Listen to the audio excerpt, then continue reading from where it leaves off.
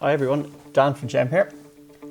Today we're going to be looking at a simple recipe for caramel squares. We're going to start off by adding 160 grams of cubed room temperature butter to a food processor alongside 80 grams of caster sugar, and this is going to be the starting point for our shortbread base. So we're going to blitz this together just to get it a bit creamed, and then we're going to add in 240 grams of plain flour afterwards.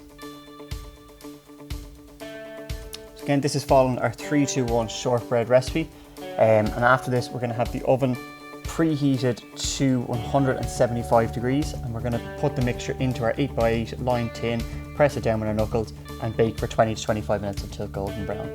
After that we're going to add 1 can of condensed milk, 150 grams of butter, 80 grams of soft light brown sugar and 2 teaspoons of golden syrup to a pot, and we're going to stir that on low heat for about 20 minutes until it really thickens and gets that lovely golden colour. You can see it bubbling away there.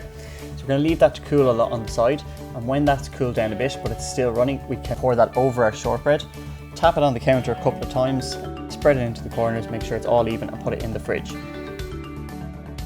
Next, get 200 grams of cooking chocolate, and we're going to chop that up into little chunks.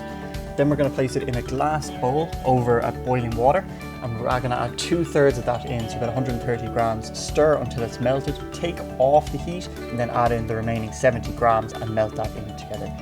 Let the chocolate cool slightly and then pour it over the caramel layer. Spread it out nice and evenly with your spatula. Then we're going to bang it on the counter again a couple of times just to get rid of the air bubbles and make sure it's nice and even. Back in the fridge for about 5 hours to make sure the chocolate's rock solid. Then when everything's done and you're ready to cut, get a hot knife to leave it steep in water, cut down so you're not breaking the chocolate, and cut into the squares as desired.